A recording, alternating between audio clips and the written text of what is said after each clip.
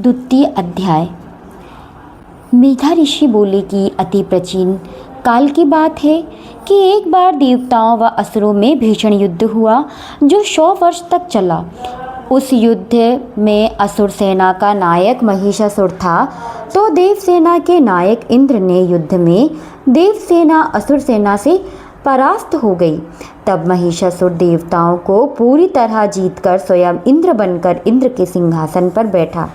इस प्रकार परास्त होकर देवता प्रजापति ब्रह्मा ने नेतृत्व में कहा वहीं पहुँचे जहाँ भगवान शिव व विष्णु विराजमान थे। देवताओं ने अपनी पराजय व महिषासुर के पराक्रम का वृत्तांत शिव व विष्णु को यथावत बताते हुए कहा कि हे भगवान, महिषासुर सूर्य, इंद्र, अग्नि, वायु, चंद्रमा, यम, वरुण व अन्य देवताओं के अधिकार छीनकर स्वयं सबका अधिष्ठ यानी स्वामी बनकर बैठा है और उस दुष्ट आत्मा ने सभी देवताओं को स्वर्ग से खदेड़ दिया है। इस तरह उस दुष्ट द्वारा खदेड़े गए सभी देवताओं मनुष्यों के इस तरह भूमंडल पर विचरण कर रहे हैं। हे देवता की कहानी हमने आप लोगों को बता दी। अब आप आपकी ही शरण में हैं। अब आप ही इस असुर के वध का कोई उपाय सोचें। देवताओं की ऐसी वाणी सुनकर भगवान विष्णु व शिव को असुर पर बड़ा क्रोध आया। उनकी भौहें तन गईं और मुंह वक्र टेढ़ हो गया। उसी समय अति क्रोधित भगवान विष्णु के मुख से एक तेज प्रकट हुआ। इसी तरह ब्रह्मा, शिव, इंद्रादि और अन्य देवताओं के शरीर से भी तेज उत्पन्न हुआ। वह सारा तेज जब मिल गया तो वह जलते हुए पर्वत सा प्रतीत हुआ। देवताओं ने उस समय देखा कि उस तेजोमय पर्वत की ज्वाला चारों ओर फैली हुई थी। देवताओं के शरीर से उत्पन्न वह तेज अतुलनीय था, एकत्र हुआ और वह तेज देखते ही देखते देवी का रूप में परिवर्तित हो गया। वह तीनों लोकों में व्याप्त हुआ सा प्रतीत होने लगा।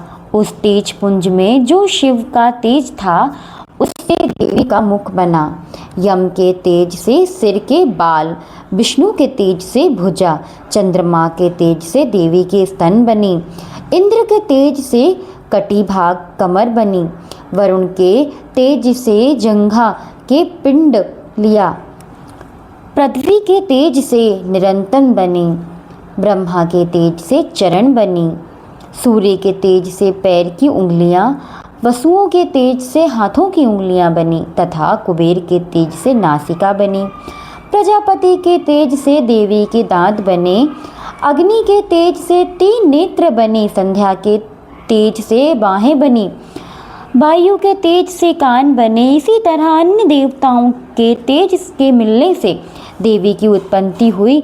इस तरह देवताओं ने तेज पुंज से उत्पन्न देवी को देखकर महिषासुर द्वारा पीड़ित देवता अति प्रसन्न हुए। उसी समय पिनाक धनुष, यह उस धनुष का नाम है पिनाक, जिसे शिव धारण किया करते थे और जनकपुर में राजा के यहाँ रखा था।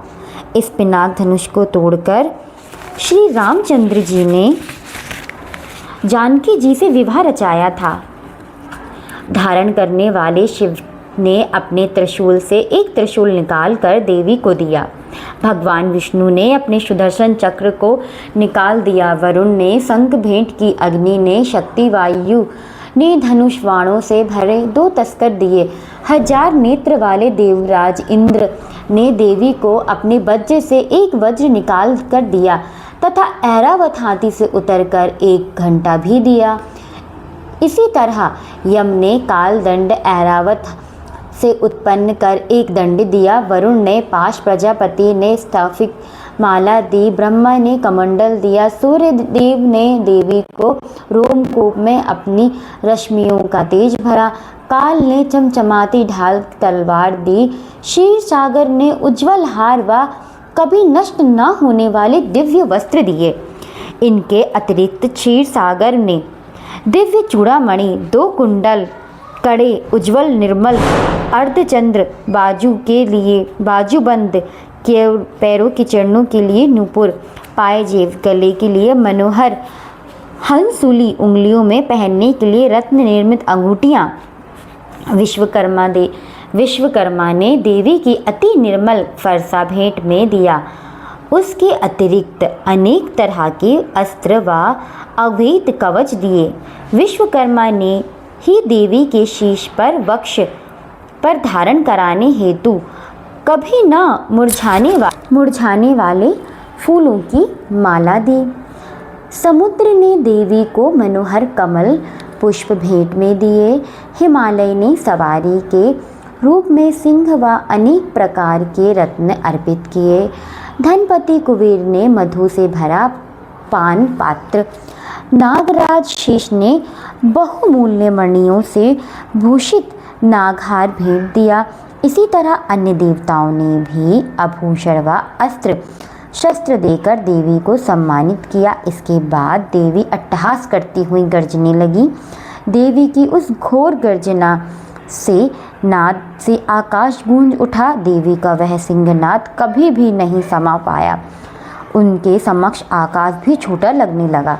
देवी के सिंहनाद की जो तीव्र प्रतिध्वनि हुई, उससे समूचे विश्व में हलचल मच गई।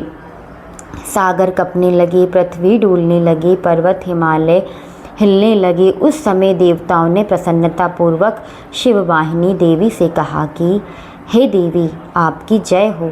महर्षियों ने भक्तिपूर्वक विनम्र भाव से देवी की स्तुति की। तीनों लोगों को व्याकुल देख दैत्य अपनी सेनाओं को कवचित सज्जित कर हाथों में हथियार लेकर खड़े हो गए। उस समय महिषासुर का बड़ा क्रोध आया। वह क्रोधवश में बोला कि यह कैसा उत्पात है। फिर वह अपनी सेना लेकर उस ओर दौड़ा जिधर सिंहनाद हो रहा था। आगे बढ़कर उसने देवी को देखा, जो अपने तेज से तीनों लोगों को प्रकाशमान कर रही थी। देवी के चरण बार बार से पृथ्वी दबी जा रही थी। शीश के मुकुट से आकाश में एक रेखा सी खिंची रही थी। देवी के धनुष की टंकार से सातों पलन, अतल, वितल, सुतल, रसातल, तलातल, महातल, पाताल शुद्ध हो रहे थे। देवी हजार भुजाओं को संपूर्ण दिशाओं में फैली हुई खड़ी थीं। इसके बाद देवी का दैत्यों से युद्ध छिड़ गया। देवी के अस्त्र शस्त्र सभी दिशाओं में व्याप्त थे। महिषासुर की राक्षसी सेना का सेनापति चिछुर नामक एक असुर था। वह असुर देवी से युद्ध करने लगा।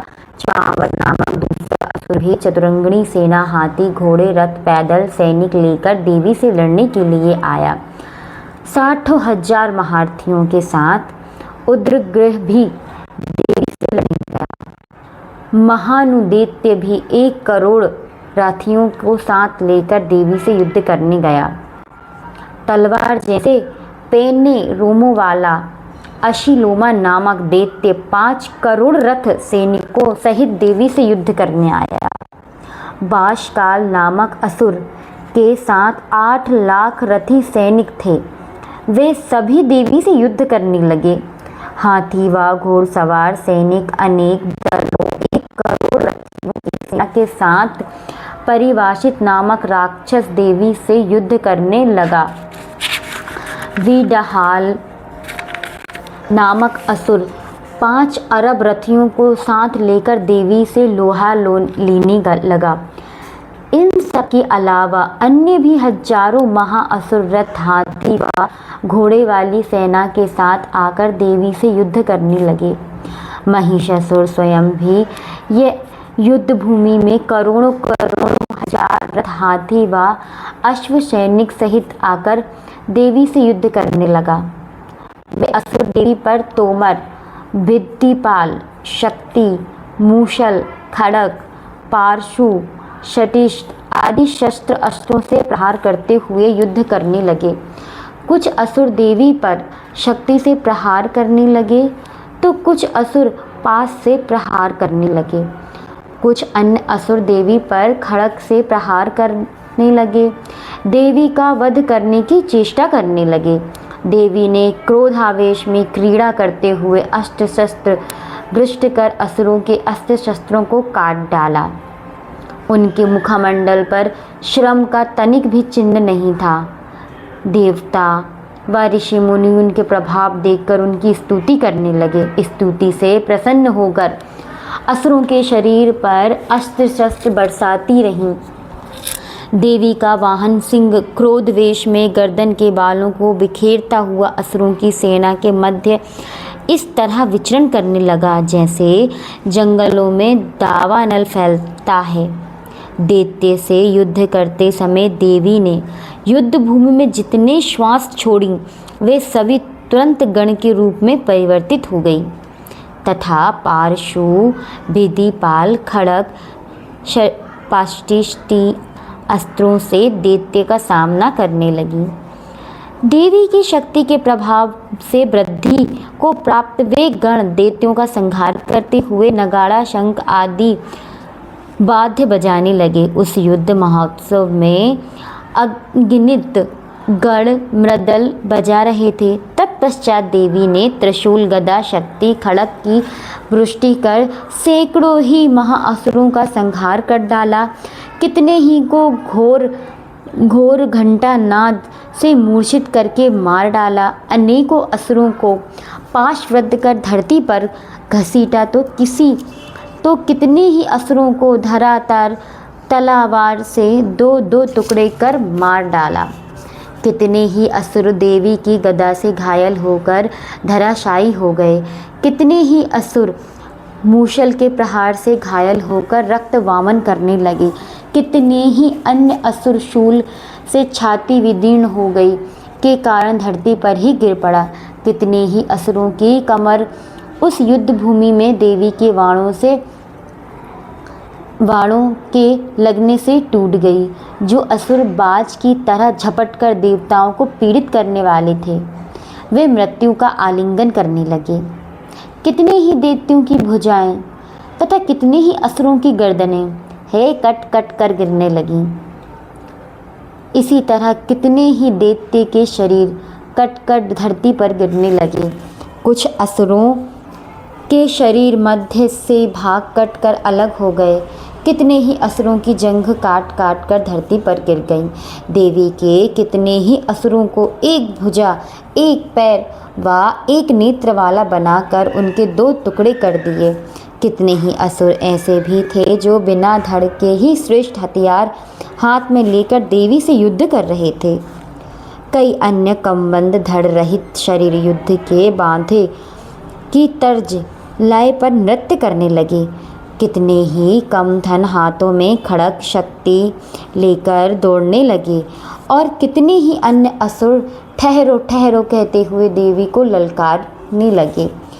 जहाँ महासंग्राम हुआ था वहाँ देवी द्वारा गिराए रथों, हाथियों, अश्वों की लाशों से धरती इस तरह पटी फटी थी कि उन पर चलना फिरना भी संभव नहीं था। भीषण रक्तपात के कारण असुरों के मध्य हाथी, अश्व व असुरों के शरीर से निकले रक्त के कारण खून की नदियाँ बहने लगीं। इस प्रकार देवी ने विशाल असुर का क्षण मात्र में ही संहार कर दिया। वह स्थित ऐसी ही थी जैसे तिनके में लकड़ी के ढेर को अग्नि क्षण भर में भस्म कर डालती है। देवी का सिंह युद्ध भूमि में बालों को बिखेरता वह घोर गर्जना करता हुआ असुरों के शवों के मध्य घूमता ऐसा लग रहा था मानो वह असुरों के प्राण को ढूंढ रहा हो। देवी के गणों ने समरभूमि में महाअसुरों से युद्ध किया तो देवताओं ने प्रसन्न पूर्वक पुष्प वृष्टि की। मार्कंडेय प्राणागत अतः यहाँ पे सेनावध नामक दूसरा अध्याय संपूर्ण हुआ। इसी के साथ हम तृतीय अध्याय का प्रारंभ करते हैं। कथा आरंभ होती है। मेधा ऋषि बोले कि इस तरह असुर सेना का संहार होते देख महाअसुर सेना नायक चुछुर देवी से युद्ध करने के लिए आगे आया और समरभूमि में देवी पर बाणों की वृष्टि करने लगा। वह ऐसा प्रतीत हो रहा था जैसे सुमेरु पर्वत के शिखर पर जलधारा बरसा रहा हो। देवी ने असुर के समय कृत्य को विफल करने के लिए बाणों द्वारा असुर के बाणों को सहज में ही काट कर उसके घोड़ों व सारथियों का वध कर डाला। साथ ही चुचुर के धनुष व अति उच्च पातक को भी तत्क्षण काट डाला। देवी ने असुर के मनुष्य को काटने के बाद उसके अंगों को भी अपने तीखे बाणों से छेद डाला। इस प्रकार रथ घोड़े सारथी के नष्ट होने पर चिछुर ने ढाल व खड़क लेकर देवी की ओर दौड़ते हुए पैर धारदार तलवार से देवी के वाहन सिंह के शीश पर प्रहार कर देवी की बाईं भुजा पर वेग पूर्वक प्रहार किया। ऋषि बोले कि हे राजन, देवी की भुजा तक पहुँचने ही वह तलवार खंडित हो गई। इस पर क्रोधवश में आंखें लाल करके उस असुर ने हाथ में शूल लेकर देवी भद्रकाली पर प्रहार किया। असुर का वह शूल आकाश से गिरते सूर्यमंडल की तरह अपने ही तेज से प्रज्वलित हो गया। उस शूल को अपनी ओर आते देख देवी भी शूल का प्रहार किया, जिससे असुर का शूल सैकड़ों टुकड़ों में बट गया। इसके साथ ही महा असुर चिछुर का भी वध हो गया। महाअसुर चिछुर के वध के बाद देवपीड़क चरम जो महाबली असुर था, हाथी पर सवार होकर युद्ध भूमि में आया। उस असुर ने आते ही देवी पर प्रहार किया, लेकिन देवी ने हुंकार मात्र से ही उस शक्ति को निष्फल करके धरती पर डाल दिया। शक्ति को निष्फल यानी खंडित होकर धरती पर गिरते देख च्वावर ने क्रोध से भरकर शूल चलाया, लेकिन देवी ने भी अपने बाणों से काट दी। तभी देवी का वाहन सिंह उछलकर हाथी के सिर पर चढ़कर असुर के साथ भीषण बाहु युद्ध करने लगा। युद्ध करते हुए दोनों ही धरती पर आ गए और क्रोधावेश से परस्पर भीषण प्रहार करते हुए युद्ध करने लगे। फिर देवी माँ का वाहन सिंह वेग पूर्वक आकाश की ओर उछलकर जब धरती की ओर आने लगा, तो उसने अपने पंजों से महाअसुर चमर का सिर धड़ से अलग कर दिया। इसी तरह देवी ने भी शिला व वृक्ष प्रहार से उद्ग्रह को तथा दंतमुख को थप्पड़ से कराल को मार डाला।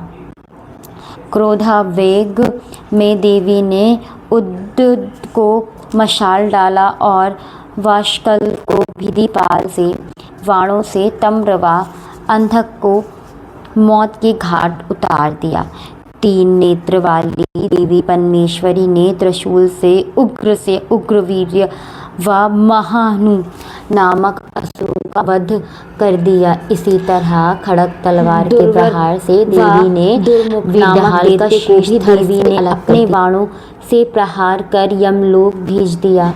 इस प्रकार महिषासुर ने जब यह देखा कि उसकी सारी सेना का संहार हो गया है, तब वह भैंस के रूप में देवी के गणों को पीड़ित करने लगा। वह किन्हीं गणों को नथनों मुख से, किन्हीं को खुरों और किन्हीं को पूंछ से, किन्हीं को सिंह से, किन्हीं को दौड़ते हुए, किन्हीं को सिंह गर्जना से, किन्हीं को घुमाकर, किन्हीं को त्रिविश्वास के झोंकों से पीड़ित कर धरती पर गिरा दिया। इस तरह गण सेना को धरती पर गिराकर वह देवी के वाहन सिंह को मारने के लिए दौड़ा, तो देवी को बड़ा क्रोध आया। देवी को क्रोधित देखकर महाबलशाली महिषासुर भी क्रोधित हो अपने खुरों से धरती को खोलने लगी। वह बड़े बड़े पर्वतों को उखाड़ कर धरती पर गिराता हुआ घोर गर्जना करने लगा। महिषासुर द्वारा वेग से टक्कर देने के कारण धरती क्षुब्ध हो फटने लगी। पूंछ के टकराने से समुद्र धरती को चहु ओर से डुबाने लगा। उसके द्वारा सिंहों को हिलाने से मेघ फट गए।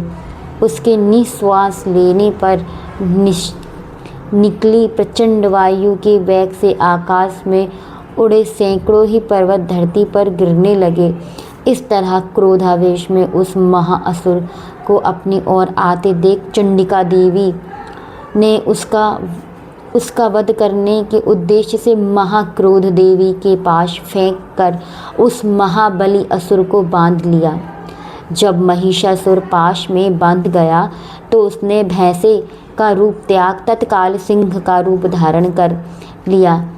जब देवी सिंह बनी तो असुर को शीश काटने को तैयार हुई तो वह असुर उसी तलवार हाथ में धारण किए पुरुष के रूप में दिखाई पड़ने लगा। उस समय देवी ने तत्परता दिखाई और ढाल व तलवार से पुरुष रूप उस असुर को बींध दिया। लेकिन तभी महिषासुर ने एक विशाल हाथी का रूप धारण कर लिया और अपनी सूंड से देवी के वाहन विशाल सिंह को खींचते हुए घोर गर्जना करने लगा। जब वह सिंह को खींच रहा था तब देवी ने उसकी सूंड काट दी। इस तरह वह महाअसुर पुनः भैंस बन गया। पूर्व की भांति चराचर जीवों सहित त्रैलोक्य को पीड़ित करने लगा। उस व्यक्ति को ऐसे करते देख क्रोधित जगदम्बा जननी चंडिका बार बार उत्तम मधु का पान कर नेत्रों को लाल कर हंसने लगी। दूसरी ओर बल व पराक्रम के नशे में चूर हुआ वह असुर गर्जना करने लगा। वह अपने सिंहों द्वारा चंडिका देवी पर पर्वत फेंकने लगा। उन पर्वतों को अपने बाणों से चूर करते हुए देवी बोली। उस समय देवी का मुख मद में लाल था तो वाणी लड़खड़ा रही थी। देवी बोली, रे मूर्ख, जब तक मैं मधुपान करूं तब तक तू जितना चाहे उतना गर्ज ले, लेकिन जब मेरे हाथों से तेरी यहीं पर मृत्यु होगी तब देवता गर्जना करेंगे। मैधा ऋषि बोले कि उस असुर से ऐसा कहकर देवी उछलकर उस पर जा चढ़ी और अपने पदाघात से दबाते हुए शूल द्वारा गले पर आघात करती हुई देवी के पैरों से दबाने पर भी महिषासुर अपने मुख से दूसरे रूप में बाहर निकलने लगा। वह अभी आधा ही बाहर निकला था कि देवी ने उसे वहीं रोक दिया। इस प्रकार वह पूरा बाहर नहीं निकल पाया। आधा निकला होने पर भी वह देवी युद्ध करने लगा तो देवी ने विशाल तलवार से उसका सिर काट कर इस तरह महिषासुर का वध हो जाने पर असुर से हाहाकार करती रणभूमि से भाग छूटी। यह देखकर देवता सुखी हो गए। उन्होंने दिव्य ऋषि के साथ देवी स्तुति की। गंधर्वराज गायन करने लगे और अप्सराएं नृत्य करने लगी। जय माता दी। तो ये था दूसरे दिन का द्वितीय और तृतीय अध्याय सप्तशती का। इसी के साथ हम आगे जो चौथा अध्याय है वो हम पढ़ेंगे अगले दिन। तब तक के लिए जय माता दी। अगर आपको ये वीडियो पसंद आए तो वीडियो को लाइक करें, शेयर करें एंड चैनल को सब्सक्राइब